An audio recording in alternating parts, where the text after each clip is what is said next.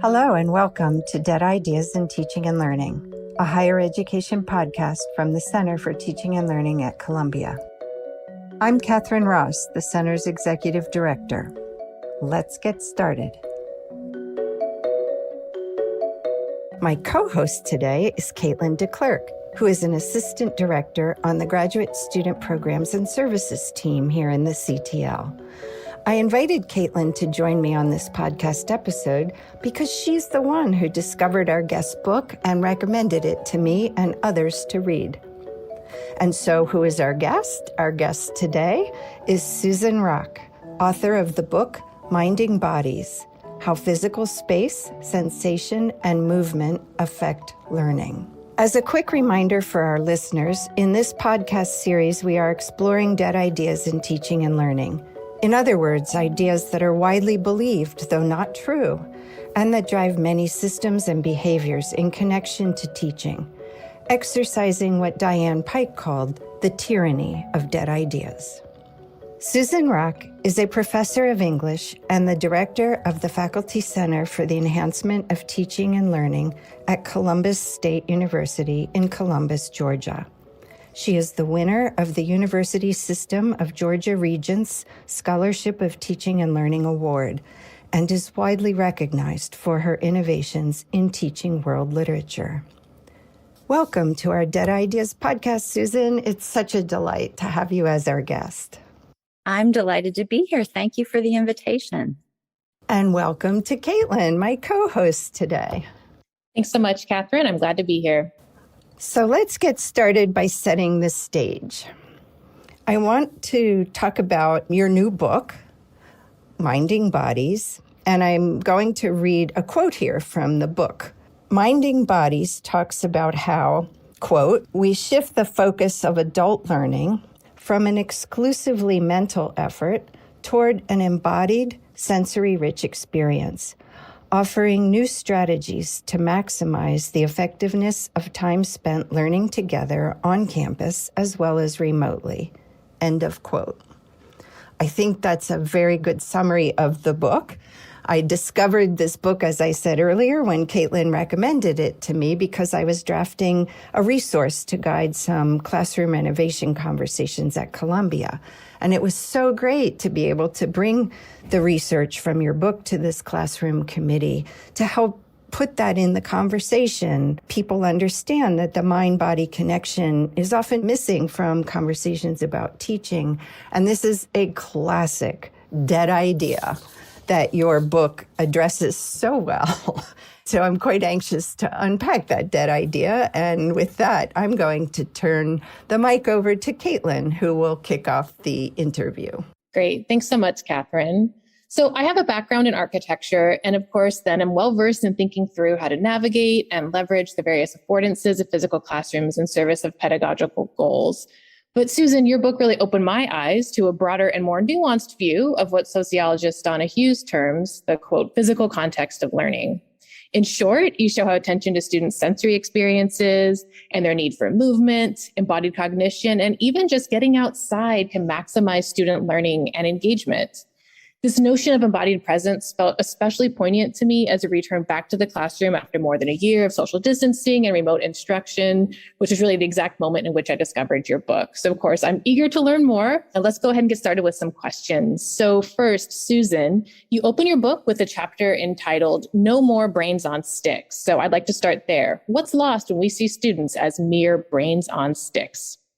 Thank you, Caitlin. Yeah, it's such an interesting metaphor. And I've heard some other great ones as well, such as the body is just a chauffeur for the mind and a few others that convey the same idea. But basically, these are now being challenged by neuroscience that shows that your brain is highly influenced by what's going on in the rest of your body. And in fact, we can't separate the two. They're always working in conjunction with each other. Learning demands energy that the body has to supply. So I think faculty have been imagining that students' physical well-being is somebody else's problem but in fact, it directly affects their cognitive performance. So we need to care about bodily well-being. I'm curious if you could say a bit more about what led you to this realization. Oftentimes there's kind of these epiphanies that lead to us uncovering these dead ideas. So can you say a bit more about what made you think a bit more about this idea of brains on sticks and what might be wrong with it? Yes, absolutely. So my privilege to design and lead study abroad courses allowed me to see what happens when there are these immersive experiential learning opportunities. And in fact, when I first started teaching abroad, we spent a decent amount of time in the designated classroom space, and then we'd go outside for field trips. And then over the years, I realized, my gosh, we've come 5,000 miles away. What are we doing in this classroom? We could do anything that we need to learn in this program out in the place where it's happening. And so the next step to imagine, well, why are we limiting ourselves to being inside these indoor boxes of classrooms when we're on campus? And is that really the best way to learn? We can't take everybody 5,000 miles away to interact with, in my case, early modern literature and figures from that time and place. But we can certainly bring them to archives, to museums, other spaces in which learning will be more experiential and hands-on.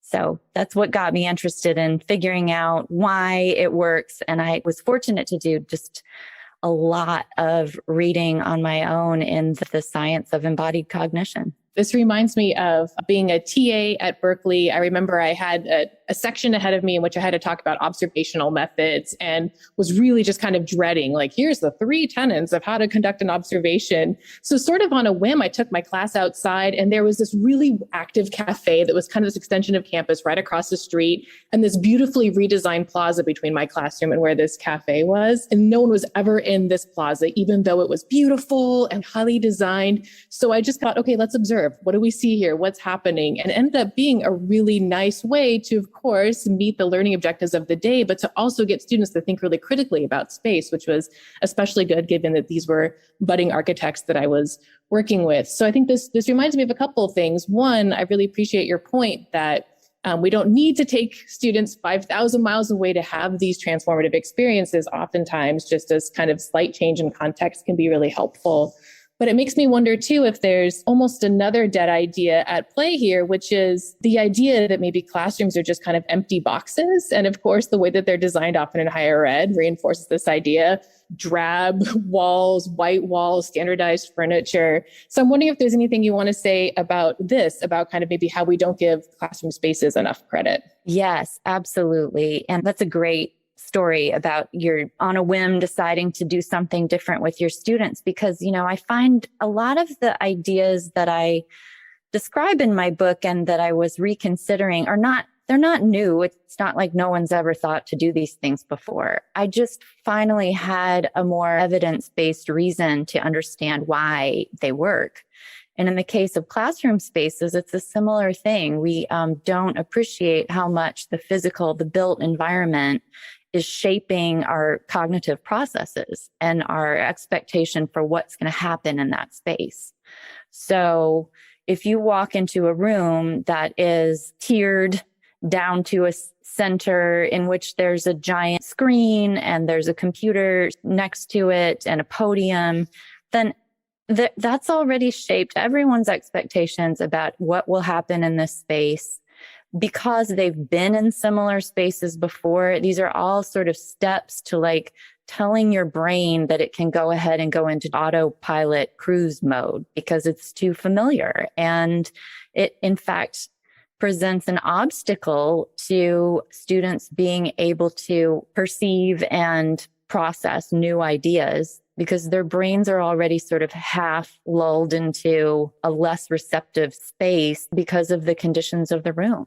And so, particularly when people close all the blinds, they turn a room into a little cave, it's just not conducive to our brains operating, in their optimal, most open. I think this is a really lovely shift. Oh, Catherine, yes. This just reminded me of the work Michael Wesch did way back around 2010 when he had his students do the ethnography of students today.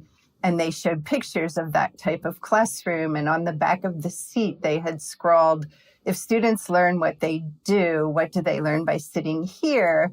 And then on the blackboard way down in the front, they had written, the information is up here. And so it's very disempowering for students, right? They don't see themselves as co-creators of learning. They see themselves as listening to the expert in the front of the room. Yes. Yes, that's a great visual of it as well. And unfortunately, I think that lecture hall space even informs our behavior when we're in a space that is not tiered, say, but tends to be used in the same way. It's like we've all got that image so deeply embedded in our brains, we can't think of what else to do with a room. And I have to say, I like to do a lot of small group work, and I would have students pull desks around and rearrange things. But even I was a little befuddled by the idea that active learning classroom furniture might involve stools and sofas and beanbags and things that were not sort of placed in a uniform way, because I thought, well, how can I do my tidy groups of 4 conversations if everyone's not sitting around the same sort of table with the same sort of chairs? And then in the process of doing this research, I realized that when they have choices about where to sit and are able to engage with each other in a way that's a little bit novel, that in fact, there's no reason at all why you can't do the same group activities. They might work even better. It was just my preconceived notion that it all had to look symmetrical and be uniform. I love this idea of finding agency in spaces that are typically so determining of our behaviors. That's such a lovely point. This actually brings me to the second question that I have, which is really to think a bit more about the role of the physical classroom in shaping student learning. Susan, you used the science of embodied cognition to show that, and I quote here, active learning works even better when students' bodies are engaged. So building on this insight, you offer a number of helpful interventions for instructors and campus changemakers alike to reimagine campus learning spaces. So what I thought I would do is share a couple of these principles you articulate in the book and then ask you to elaborate on what they tell us about how to better leverage learning spaces in support of student learning. So first up, our bodies are in a state of constant motion. What are some implications of this fact? Yeah, thank you for doing such a succinct summary of those principles. So the state of motion involves both internal motion as well as what we more traditionally think of as locomotion, that we're moving through a space. And it also involves manipulation. In other words, the ways that we can use our hands to move and to be able to sense things. But the fact that we're constantly moving internally and within the space offers us basically the most natural way to learn that our brains developed, because we were primarily moving through our environments, and human beings have such a wide range of motion. Our bodies do so many different small motor movements as well as large motor movements, so that this is what some evolutionary biologists attribute the size and complexity of our brains to, that they develop specifically in order to manage all of these complex movements. So harnessing that motion, that ability to move, and also our constantly shifting internal sensations needs to play a role in figuring out how to help students learn. I'm curious if we could say a bit more about how might we think about this principle in terms of maybe students or instructors who have physical limitations, or for whom maybe some of the ideas might be coming to mind right now, like getting students to get up and move around the room to maybe look at various objects or kind of engage each other in conversation. What are some additional ways we might think about movement that could be accommodating of these limitations? Right. And I have been so mindful of ways in which I don't want to create any sort of exclusionary recommendations. And also the fact that really on any given day, all of us have different ranges of mobility. We might be dealing with some sort of temporary pulled muscle, or we might be just super tired. We might have a backache. I mean, there's just a lot of range. We're all different on different days. But I would say, there are ways to think about the body that also don't have to involve being very mobile around and outside of your classroom. They have to deal with your internal sensations. So taking time to use contemplative practices like mindful breathing, or a very brief body scan where you're just calling attention to, say, your toes, your fingers, and having students just take a moment to get in touch with the motion going on insides of their bodies. And are you clenching your fists? And why is that? Can we kind of be more present in this space? Is a great way to acknowledge the body in the classroom in a way that doesn't have to be limited to people with full ranges of motion. I love that this is also a nice way to bring in reflective practices, right? And maybe to have some of these conversations that might help build the rapport that we know is so important in setting up positive classroom climates. So a second principle that you articulate is that knowledge is constructed through embodied experience. So this in mind, what should we do? What should we be thinking about? Right. So this is a great prompt for me to discuss the role of gesturing and the way that gestures both communicate things to other people, but also sort of to yourself.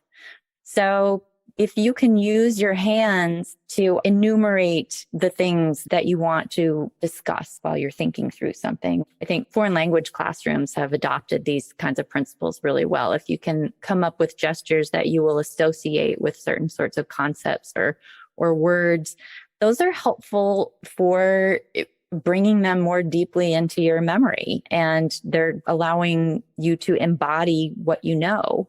The other really powerful gesture is raising your hand. I have this great anecdote that I heard Kathy Davidson share actually about Samuel Delaney, a science fiction writer and creative writing teacher, where he asked all of his students to all raise their hands every time he asked a question. And he would call, therefore, on anyone, and they had the opportunity to say what they thought might be an answer, or to say, I'd like to hear what so-and-so has to say about it. But he did this because it's empowering to raise your hand. Sticking your hand up in the air is a way of signaling to yourself that you're there, you're present, you matter, you have a right to be in that space. And he recognized that when students haven't raised their hands in a class for maybe years, that it reinforces their sense of disempowerment in a classroom, or that they're sort of silent because they're not even claiming the kind of physical right to be in that space.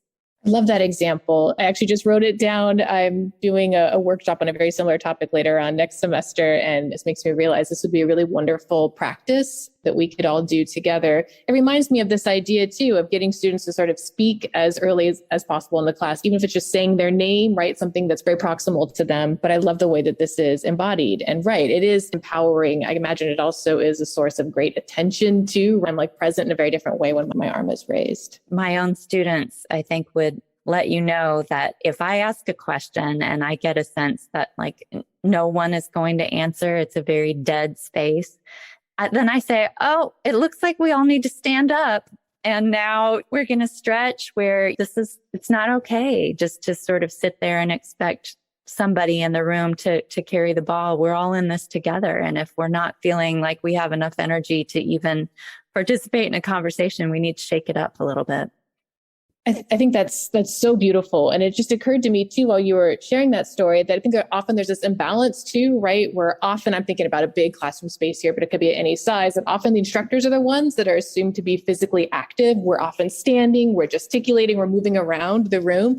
And even a lot of active learning classrooms are designed like this, right? The idea that the instructor is the one moving around. And there is that imbalance. So even just the active, let's all, stand up, or let's all raise our hand. It's sort of engaging all bodies in the room in some way, which I think is really lovely. Absolutely. And, in the days when we were attending conferences, remember those in person? I remember suddenly, just within the last couple of years, being so conscious of all of the moaning and whining at the end of a long day of sitting in those conference chairs and listening.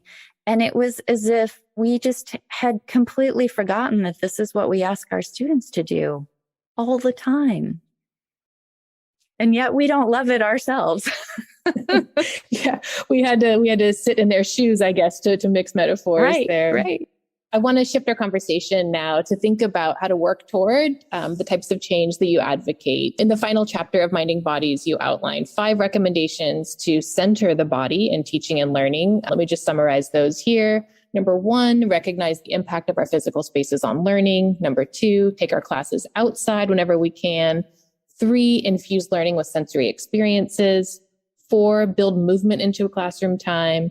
And 5, use movement to build social relationships among students. We've gotten a nice preview of a lot of these actually through our conversation. And the good news here is that, as you say, and I'm quoting here, some of these actions require only a shift in attitude and awareness on the part of the faculty, a shift that costs no money and requires little investment of institutional resources.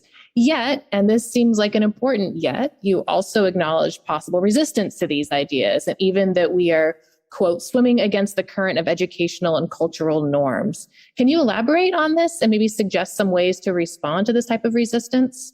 Sure. Yeah. I mean, some of the implications for understanding how our cognitive processes are shaped by our embodied sensations mean that we might want to try really unorthodox things in a classroom. I think one of the most powerful things we might want to make use of, and I have not been brave enough to do this myself, I got to say, even though I love to dance, we should be dancing with our students.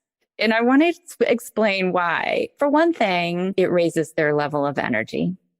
But I've also learned that when you move in synchrony with other people, so with a rhythm, in coordination in some way. So ideally, it would be you performing some sort of dance with particular steps together.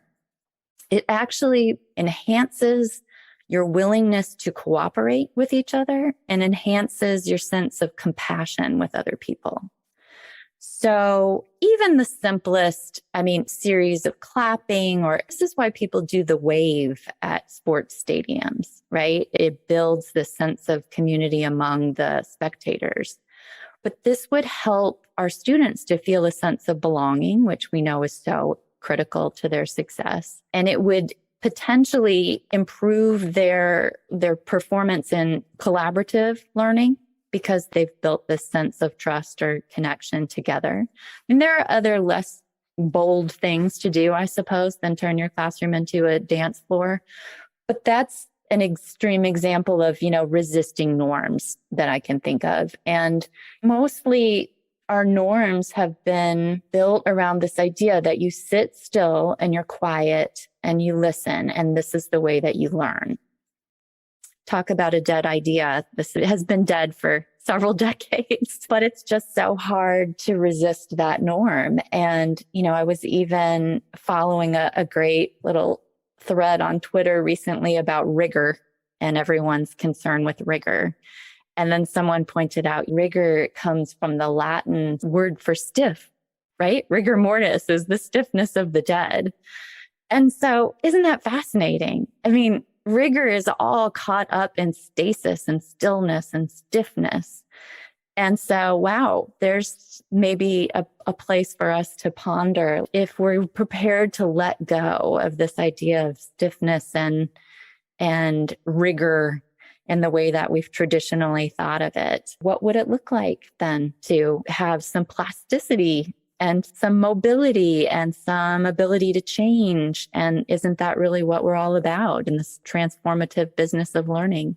I think that's so true. And if I might just share one more quick little anecdote here. As you were talking, I remembered that I think my entire dissertation must have been written on Post-it notes out while I was walking. These is like where the big connections would come. And so it's interesting too, that we think about these outcomes, right, as being like all buttoned up. And that's where the kind of the rigidness comes in. But the process is messy and can be messy. But it also occurs to me that I was thinking, why do I not go walk around now in my current context? And I think it's because I have a lot less control over my time. And so I think you mentioned this in the book too, that time and space are big drivers of our ability to put into place a lot of these big changes that we're thinking about. We have these rigid class schedules. I don't know if there's anything more you want to say there. I mean, I think some institutions are doing some really interesting and creative work with rethinking the way time is meted out, the credit hours as judged by seat time. Isn't that revealing and terrible? But, these are all so clearly reflective of an industrial model and the factory. I think we're finally ready to let go of the 20th century and say learning is not a factory. It's more like a garden, and it's going to have to look a little bit like, as you say, Caitlin, messier, a little more organic, a little more outside. That's lovely. What a lovely metaphor. So now, thanks so much. And I would now like to turn the mic back over to Catherine. Thank you, Caitlin. And I want to say thank you to Susan for that takedown of rigor. That is one of the most massive dead ideas in higher education. And I love how you just sort of neatly took it down. Also, as someone who has taught Russian and English to speakers of other languages, and who routinely had my students going outside to play Simon Says and learning the imperatives of verbs, for example, or to create a map of campus and then decide how to give somebody else directions to a destination on campus. I really appreciate finding out that there's actually science behind this. Oh, Catherine, I mean, those are such beautifully creative ideas. I think any listener can appreciate if you were a student in a classroom trying to learn Russian verbs, and you learned them by going outside and having to give literal directions to someone, how much easier it would be to remember and make use of those in live, unscripted contexts than if you had been sitting in a desk just trying to will them into your brain. Yes, anyone who has studied Russian knows that the Russian verbs of motion are a particularly difficult concept, and also just very difficult to master the different prefixes and things that are used on those verbs. So I would start out with sort of giving them commands and having them act them out, and then build up to them giving each other commands. So it seemed to help them a lot. And it reduced the fear, which was really important in keeping people in Russian. All right, so I want to ask the final question that I always love hearing the answers to, and that is finding out what it is that keeps you motivated and inspired to believe in the possibility of change in higher education teaching when we're faced with things like you pointed out, credit hours being equivalent to seat time, because those metaphors are powerful. So how do you keep going? Thank you. I think this is a great question, and I appreciate your asking it, because we all need to get back in touch with our inspiration and motivation. Caitlin, you mentioned that you first came across my book as we were sort of still in pandemic mode and coming out of it, maybe, I guess. And I was finishing up the draft of it just when we were going into lockdown. And so it was a kind of terrifying moment when I thought, oh my gosh, that's it. My book is pointless. We're going online and we're never coming back. And so then I was feeling hopeful about the fact that if it was possible for us to make the adaptations that we did when it was necessary, when we had to rethink the delivery of all of our courses, who knew that we'd have the rug pulled out from under us that way? Who knew we'd be shaken up so fundamentally? And I think that gives me hope that we can do really big, transformative things in the future. And now that we've had some of our most comfortable assumptions shaken up by the pandemic, that leaves us in a more vulnerable but more open state to make other changes. I mean, faculty and administrators are human beings just like students. And so therefore, we can experience these new kinds of behaviors firsthand. We know we're humans with bodies too. So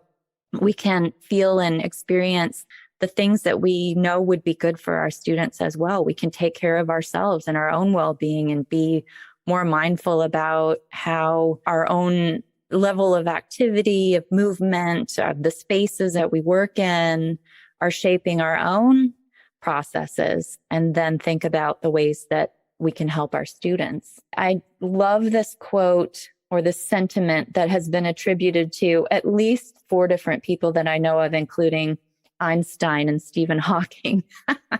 But it's basically that intelligence is the ability to change, that the new smart is the ability to change your mind. And so that gives me hope. Thank you so much for that, Susan. It's lovely how you have reframed these somewhat turbulent times to be a time of opportunity. And I really appreciate that. And I'm sure our listeners will as well.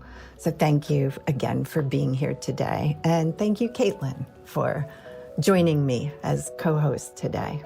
Thank you. Thanks. It's been such a pleasure. If you've enjoyed this podcast, please visit our website where you can find any resources mentioned in the episode, ctl.columbia.edu/podcast. Please like us, rate us, and review us on Apple Podcasts or wherever you get your podcasts. Dead Ideas in Teaching and Learning is a product of Columbia University Center for Teaching and Learning and is produced by Stephanie Ogden, Laura Nicholas, and John Hanford. Our theme music is In the Lab by Immersive Music.